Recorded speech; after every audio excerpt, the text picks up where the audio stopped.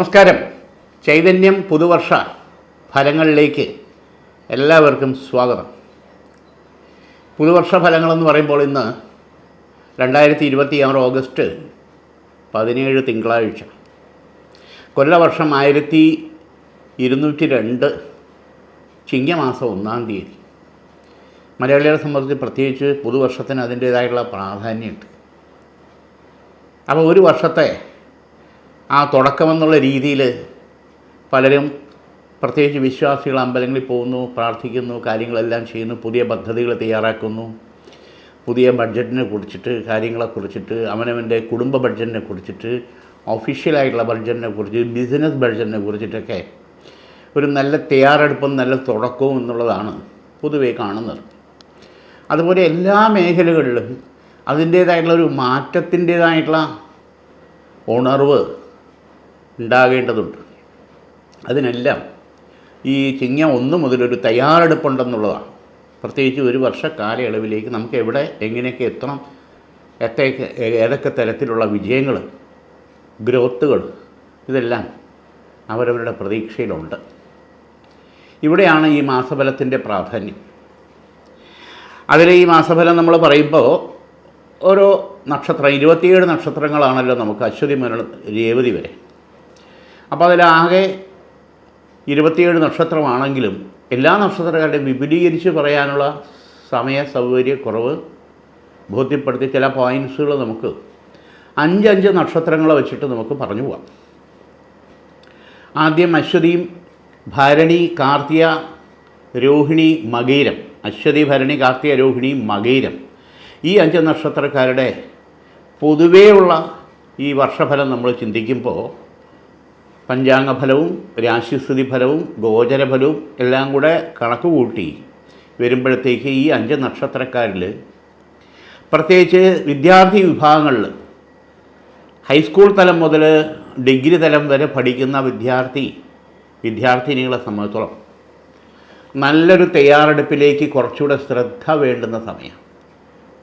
ഏതൊക്കെ 1-2 വിഷയം പുറകിലോട്ടാണോ അതെല്ലാം കണ്ടെത്തി അതൊക്കെ എങ്ങനെ നമുക്ക് ആരുമായിട്ട് ഇരുന്ന് അത് കവർ ചെയ്ത് അരിയർ വരാതെ അല്ലെങ്കിൽ കുറവ് വരാതെ റിസൾട്ട് നല്ല മെച്ചവും ഗുണവും ഉണ്ടാക്കാം. ഇതിനൊരു പ്ലാനിങ് അത്യാവശ്യമാണ്.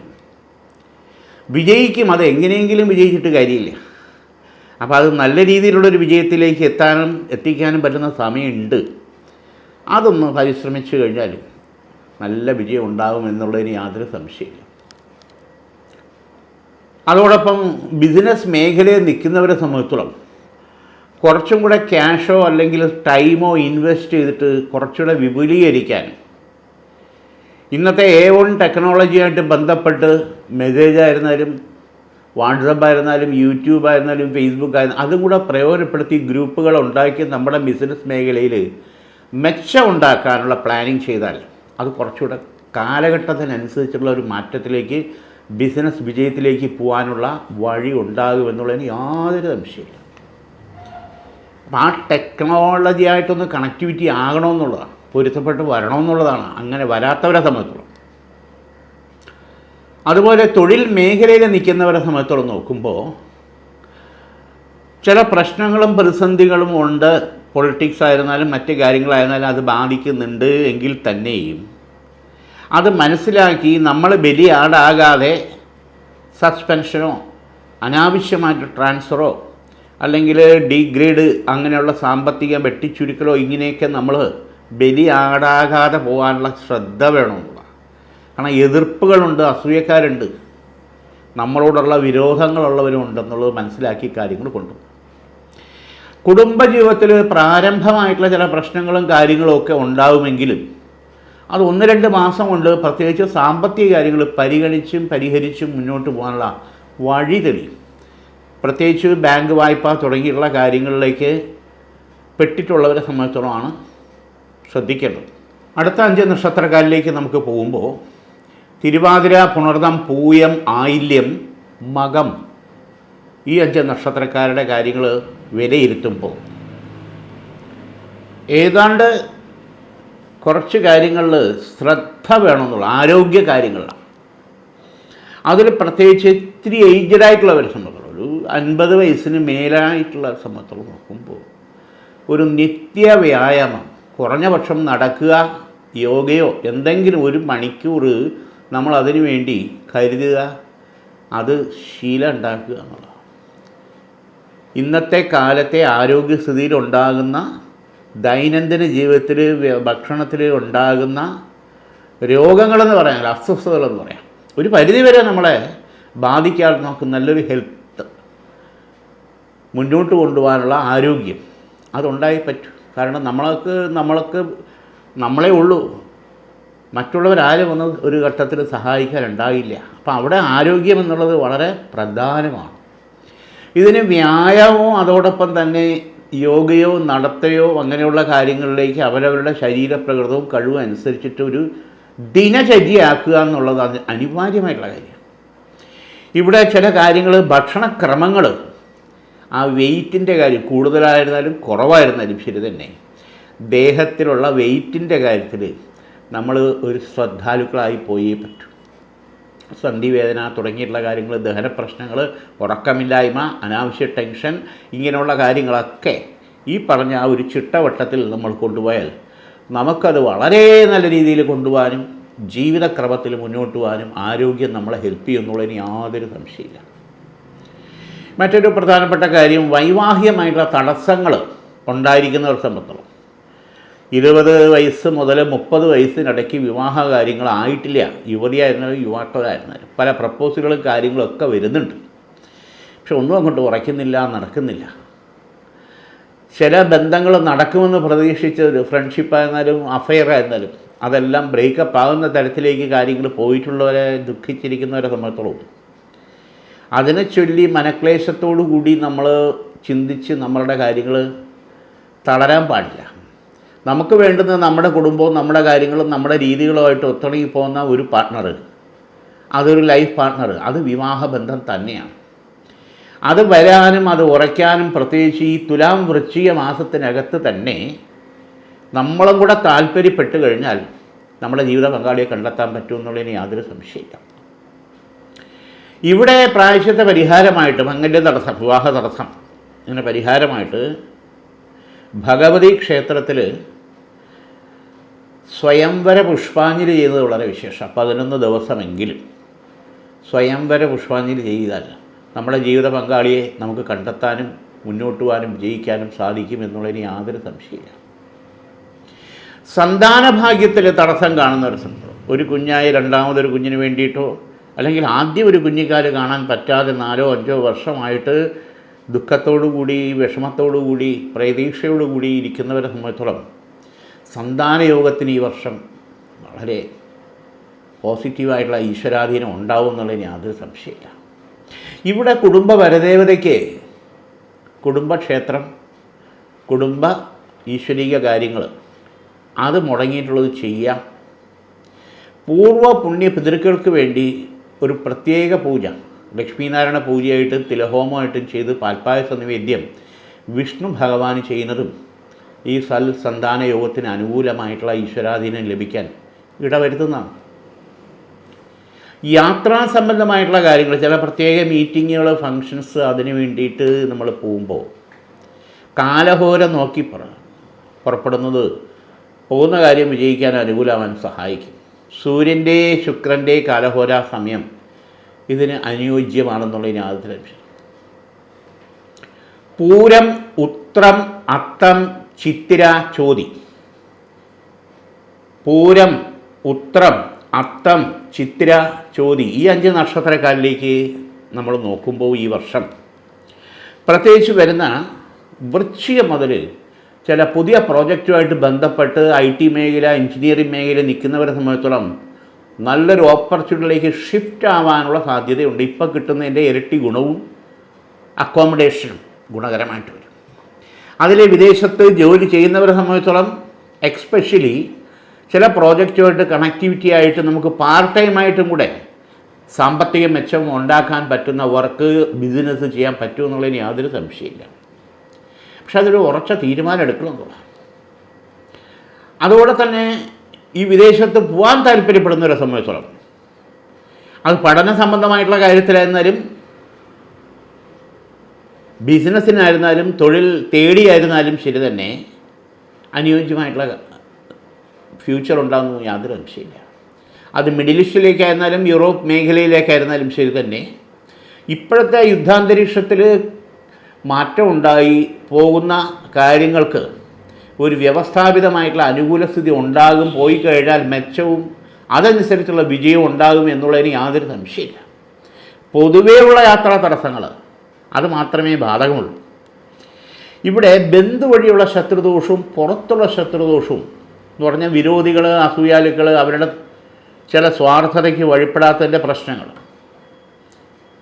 അവരിൽ നിന്നുള്ള ചില വ്യവഹാര കാര്യങ്ങൾ വീണ്ടും നമ്മളെ വന്നുകൊടുക്കുക. വ്യവഹാരം എന്ന് പറഞ്ഞാൽ തർക്കം അല്ലെങ്കിൽ കോടതി, പോലീസ് സ്റ്റേഷൻ എന്ന് പറയാം.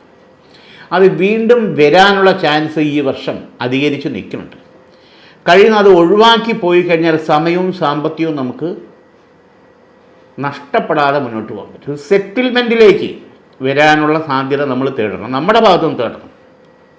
അതാണ് ഈശ്വരാധീനം ഗുണകരമായിട്ട് വരാൻ പ്രത്യേകിച്ച് ശിവഭഗവാന് ജലധാരയും പുഷ്പാഞ്ജലിയും ചെയ്യുന്നത് ഉചിതമായിട്ടുള്ള സമയമാണ്. ആ തടസ്സങ്ങൾ മാറി കാര്യങ്ങൾ നമുക്ക് അനുകൂലമാകും.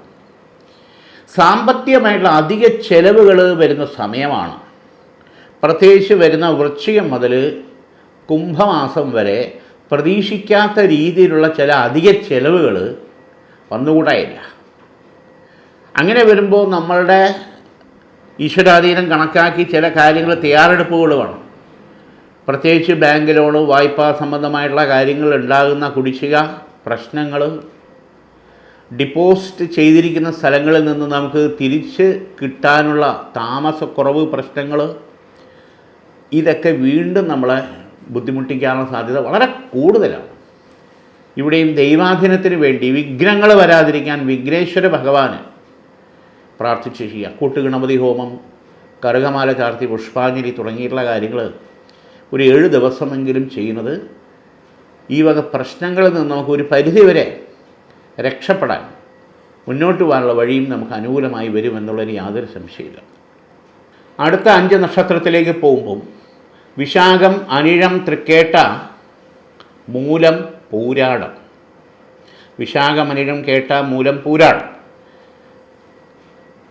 ഈശ്വരാധീനം വളരെ ഗുണകരമാണ്. ഇവിടെ സ്വന്തം കാര്യം മാറ്റിവെച്ച് മറ്റുള്ളവരെ സഹായിച്ചിട്ട് ഒടുക്കം നമുക്ക് പണി കിട്ടുന്ന അവസ്ഥ, അവരിൽ നിന്ന് ഒത്തിരി അനുഭവങ്ങളുണ്ടായത് വീണ്ടും ഈ വർഷം നമ്മളെ പല കാര്യങ്ങളും തുറച്ചു നോക്കുന്നുണ്ട്. സഹായിക്കാൻ പോയി കഴിഞ്ഞാൽ പെട്ടുപോകുന്നതാണ്. അപ്പോൾ ഗുണവും വേണ്ട, ദോഷവും വേണ്ട. സാമ്പത്തിക നഷ്ടം ഉണ്ടാകും, വെറുതെ വിരോധം ഉണ്ടാകും. ആ വക കാര്യങ്ങളിൽ നമ്മൾ വീണ്ടും വിചാരം വേണമെന്നുള്ളതാണ് യാഥാർത്ഥ്യം. പ്രത്യേകിച്ച് ചില കാര്യങ്ങൾ നമ്മൾ ജാമ്യം നിൽക്കാനുള്ള നിർബന്ധവും കാര്യങ്ങളൊക്കെ വഴിപ്പെട്ടാൽ വഴങ്ങിയാൽ പ്രശ്നം ഉണ്ടാകുമെന്നുള്ളതാണ് അതിൻ്റെ യാഥാർത്ഥ്യം.